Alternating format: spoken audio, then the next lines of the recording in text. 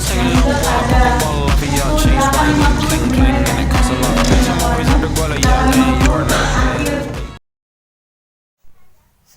Ahmad Syadid Basit dengan NIM 21021030103. Halo, perkenalkan nama saya Ahmad Uliani, NIM 20091010113.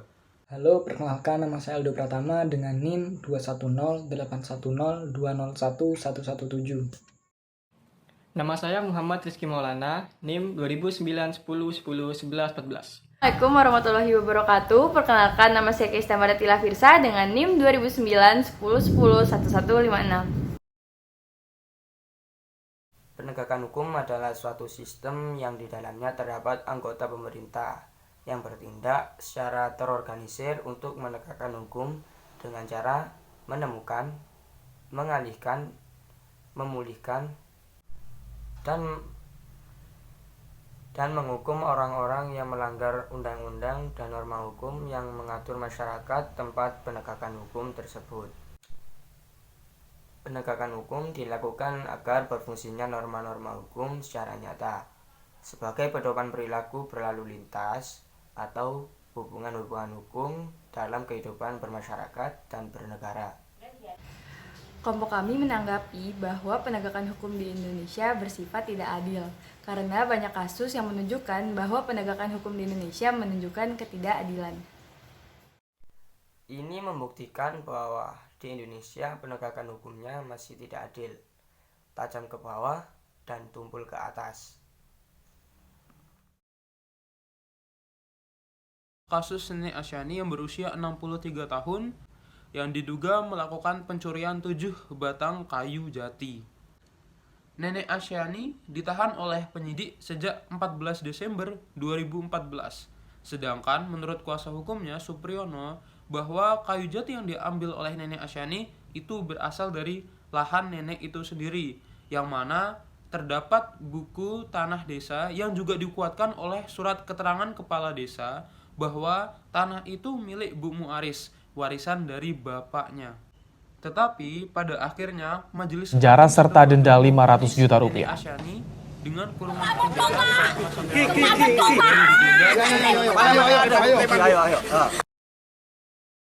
Ada beberapa kasus korupsi yang dilakukan oleh Setia Novanto.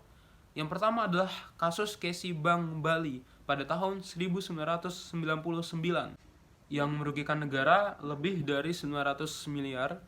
Tetapi pada tahun 2003, Kejaksaan Agung menerbitkan surat perintah untuk penghentian penyidikan. Kedua adalah kasus penyelundupan beras Vietnam pada tahun 2003 yang merugikan negara sebesar 122,5 miliar. Dan pada tahun 2006, Setia Novanto hanya diperiksa 1 kali oleh Jaksa Agung dan tidak ada kelanjutannya hingga saat ini. Yang terakhir adalah kasus KTP elektronik Setia Novanto yang akhirnya divonis selama 15 tahun penjara. Permasalahan utama penegakan hukum di Indonesia adalah ketidakadilan dari aparat penegak hukum. Aparat penegak hukum cenderung menangani kasus masyarakat biasa dengan cepat dan hasil hukuman yang berat, padahal kesalahan yang dilakukan masyarakat biasa itu tergolong kecil.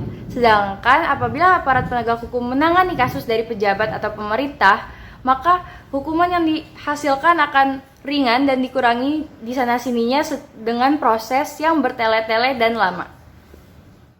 Mengapa penegakan hukum di Indonesia masih terbilang lemah? Hal ini disebabkan karena masih rendahnya tingkat moral para penegak hukum seperti hakim, polisi, dan lain-lain, serta adanya tindak korupsi yang sudah mendarah daging dari dulu sehingga susah untuk diberantas. Bahkan dari hasil survei terkait pandangan publik terhadap sektor hukum yang ada di Indonesia pada periode kedua pemerintahan Jokowi pada bulan Agustus 2021 yang dilakukan oleh Carta Politika menyebutkan bahwa 42,8% publik merasa tidak puas akan kinerja penegak hukum yang ada di Indonesia. Hal ini menggambarkan bahwa kinerja penegak hukum yang ada di Indonesia masih tergolong rendah. Apalagi baru-baru ini ada tagar di Twitter yang sedang trending yaitu #percuma lapor polisi yang menjadi kontroversial.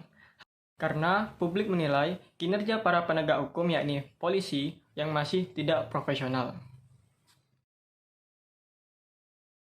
Jadi di sini saya akan menjelaskan tentang solusi dari ketidakadilan hukum, yaitu yang utama adalah perlu adanya kesadaran akan mematuhi hukum yang berlaku bagi masyarakat itu sendiri. Sehingga perlahan akan muncul cara berpikir kritis para masyarakat mengenai pandangan tentang hukum yang nantinya besar ataupun kecil akan beri perubahan kepada penegakan hukum yang lebih baik lagi. Untuk menunjang hal tersebut diperlukan adanya kurikulum pendidikan yang baik yang di dalamnya memberikan edukasi tentang hukum yang sehat. Sangat diperlukan masyarakat yang cerdas dan paham akan hukum sehingga akan ada evaluasi-evaluasi yang nantinya diberikan kepada pemerintah dan para penegak hukum demi tercapainya sebuah keadilan dalam hukum. Dan dari pihak penegak hukum juga sama, yaitu hukum harus dilaksanakan dengan bentuk yang sangat kaku, tanpa kompromi, dan tanpa memandang status, agar tercapai sebuah keadilan yang sehat. Sangat dibutuhkan para penegak hukum yang profesional yang bertanggung jawab atas pekerjaannya sehingga tidak terjadi sebuah kecurangan dalam mengadili suatu perkara. Perlu dilakukan evaluasi rutin kepada para penegak hukum guna menghindari adanya tindakan kecurangan ataupun sebagainya. Sehingga timbul kepercayaan masyarakat pada para penegak hukum yang nantinya akan menghindari sebuah gagasan seperti #percuma lapor polisi dan lain sebagainya. Hal seperti berikut akan beri dampak yang sangat luas, bahkan penurunan kepercayaan masyarakat kepada para penegak hukum akan terus-menerus terjadi.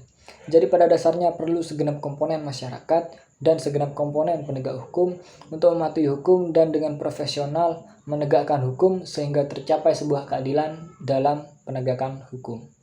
Terima kasih.